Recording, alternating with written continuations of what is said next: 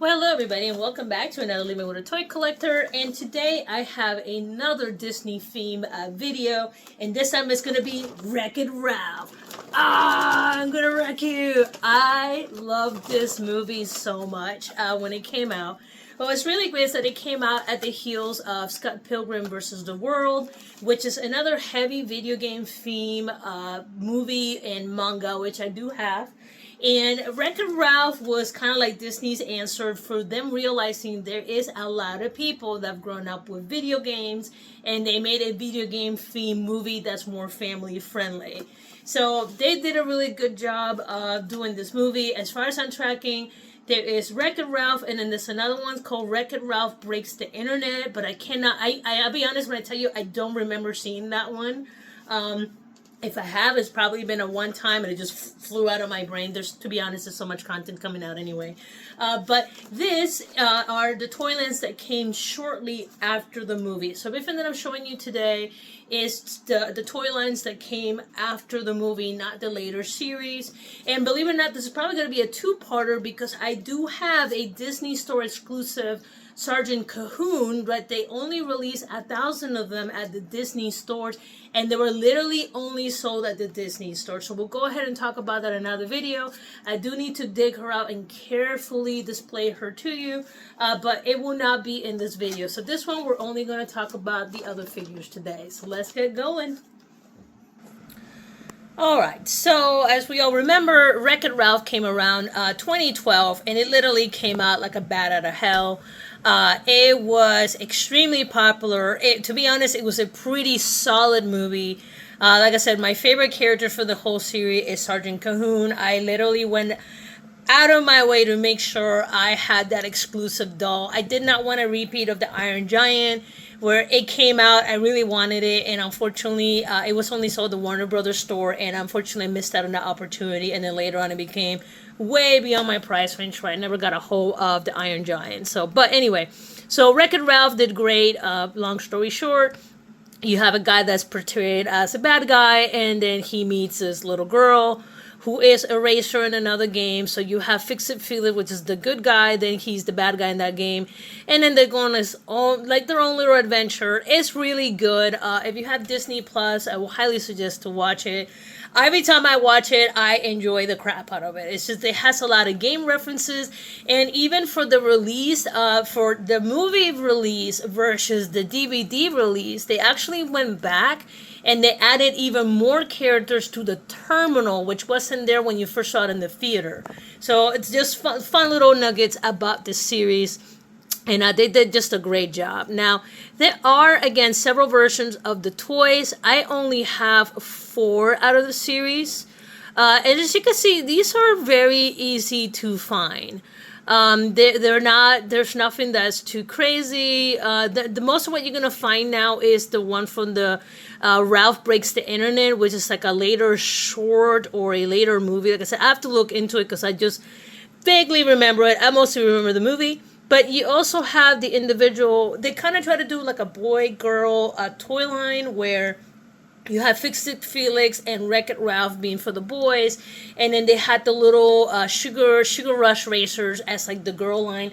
And you'll see what I mean when I show you the packaging, what I mean about the boy-girl thing. And then they had the exclusive, which is Sergeant Cahoon. So let's go ahead and take a look at these figures. Again, not a lot of crazy history. You'll be able to pretty much go out and, any webpage will have these toys on there. But this is one of those toy lines that I really love because to me, between Scott Pilgrim and Wreck-It Ralph, it really launched the industry for video game themed movies and entertainment. Like I just finished catching up to the season 2, episode 3 of Fallout. I've been playing Fallout for a while. Then I did watch the Halo show. Regardless how you feel about it, I actually kind of enjoyed it. So you have all these like theme movies. I still need to see The Last of Us, but that was kind of like the big springboard into that type of entertainment. So I have to give him credit for doing this. And let's go ahead and take a closer look at these figures. All right, so let's take a look at the first big figure that we have going on here. And by the way, here is a standard rule for scale. This is a big boy figure. And at the time, what it would do is you click on the little button here, and it says, "My name is Ralph, Wreck-It Ralph," and he will say his lines, and then his arms will like move around. And, he said all the little lines. He's a really robust figure. This bad boy, like his little fingers move, and everything right here. The arms move. And you can see right here on the other side, they do the same thing. Rah, Wreck-It Ralph, rah, rah, rah, rah, rah. So it's pretty cool. So and you can still find this figure out of the box. However, just kind of like so many other figures, unfortunately, once the battery runs out, it's kind of hard to fix. Now, in his case, I never removed them out of the packaging. So even if I wanted to fix them, I wouldn't, because I don't want to destroy the packaging this comes in, because this is around the time where stores were kind of getting a little wiser about theft prevention. So they were making the packaging very, very heavy and really hard to just kind of fudge it and try to put it back together. So once you destroy the packaging, you destroy the packaging. The head moves, the feet move, the right here moves as well. This is kind of like a solid body here. You have some articulation a little bit right here on the arms. Leave right here the shoulders bent. I don't want to mess it too much because it'll make these anymore. But in the back, you can see some of the basic instructions right here, where you can see you click on the Ralph, he goes up and down. You can move a single arm or both arms, and then he moves. And apparently, if you press the back pocket, my arms will move with sound effects. So let's see. I don't think he works anymore. Nope. But you can see if I click on that butt cheek, brah, brah, brah, brah, brah, brah. So, yeah, so it's pretty cool. This is a really hardy figure. Again, if you have a little one that they really like the show, you can literally go on eBay and find just the figure by itself. Once in a while, I stumble upon him in, like, the flea markets here locally. But most of the time, you're only going to find him out of the packaging. If you ever gave this to a kid, this thing got torn into it like a bat out of hell. So let's take a look at some of the other figures in the line. All right, so as I mentioned before, this toy line right here, they kind of did a boy line and kind of a girl line. And the main reason for that is around the early 2000s, Disney realized that they had a lot of content and materials for little girls. However, they didn't have a lot of things for little boys. So around like 2009, 2008, Disney started buying properties such as Star Wars and Marvel and all of these in order to have a portfolio that benefited the whole family, because they had Disney fairies and princesses and stuff, but they didn't have very much for the boys. So that's why the acquisition was really important for them. So that way they have something for everybody in the family. So by the time Wreck-It Ralph came out around 2012, it was important for them to have stuff that it was driven for boys and driven for girls, because, at this point, that was their priority. They want to make sure they have something for everybody. So this one right here is more focused on the boys. And right here, there is Fix-It Felix. And what's really cool is that he has like the little wall right here. Fix-It Felix, ooh, ooh. And the figure is actually really well done. He's got all, like, the detail on this. It is really prime. You can see the little patch on his shirt. He does have some points of articulation, such as the head, just the arm with the one with the hammer, and then you see the elbow. And I don't believe his wrist moved, but again, I did not remove this out of the packages because I did not want to destroy these. And you can see this little articulation right there on the legs. And I apologize for the high reflectiveness. It's just how this works. Now, there are only 3 on the series, so I have the full set. And you can see right here, that's the full set. And it's really cool. So as the wall gets destroyed, Felix fixes it. And as far as I know, I don't think he had any sayings. No, this one doesn't have any sayings, but he does have the little hammer action thing going on in here. So that's pretty cool. Let's go ahead and take a look at the second one in the line.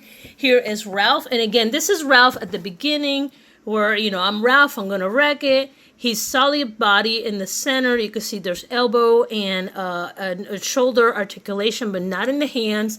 And then there's a little bit articulation on the hip. I do not see, maybe this a little bit on the knees, but I doubt it. And maybe the feet. But for most part, he comes with a little wall that he constantly wrecks. Right there, not too bad. And then you can put it together. And finally, let's take a look at the last one.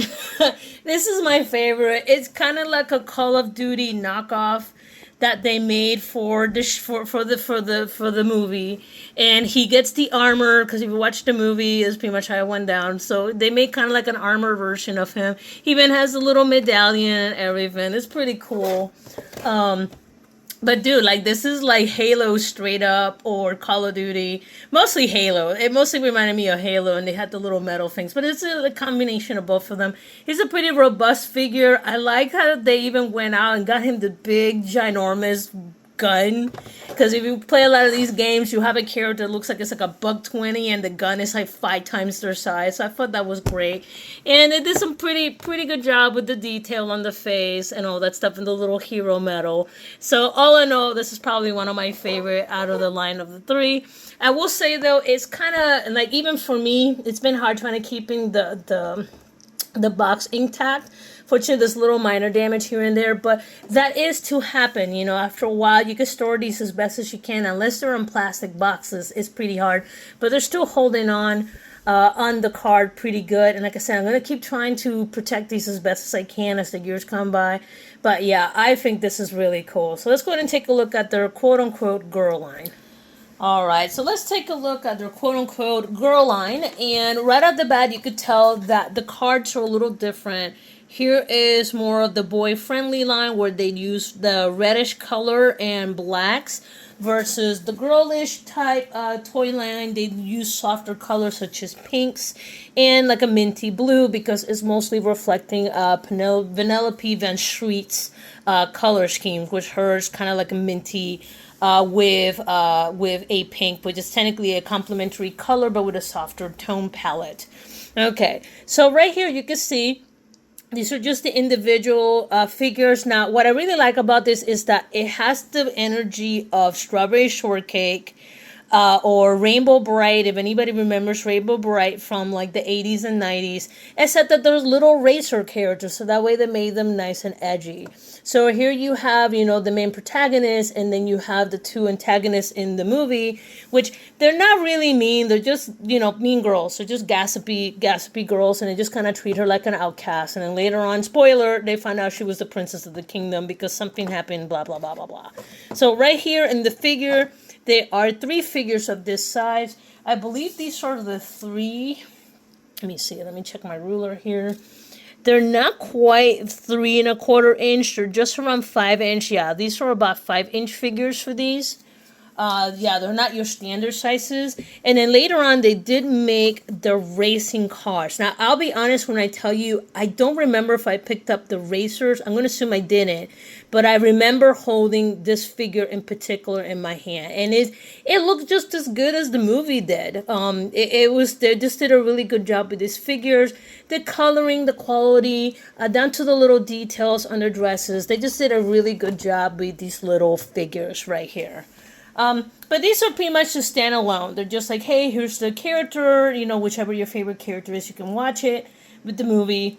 There's nothing too special about it. Honestly, I think the little car racer ones would have been a better one to get if you have a little girl, so it gives them something fun to play with the boys. But that's just me. That's just me. But let's go ahead and wrap this up. Well, anyway, guys, so thank you for joining me for another one of my silly videos. Again, this is Anna Chaos from Living with a Toy Collector.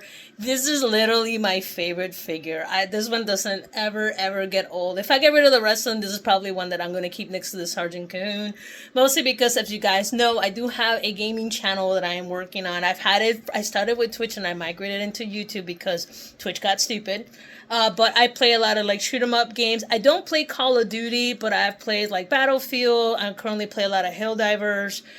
We currently started getting into Nuclear Nightmare. So, you know, I'm familiar with the shoot 'em up games. I'm not good at them, but I like them. I think they're great. They're a good stress reliever. You having a bad day? Go online, blow something up. It's great.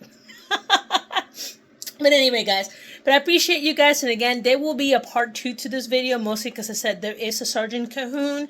It's just that she is not within this tote. She's in a separate tote where I carefully have stored her away. But anyway, guys, y'all take care, and I'll talk to you guys later. Peace.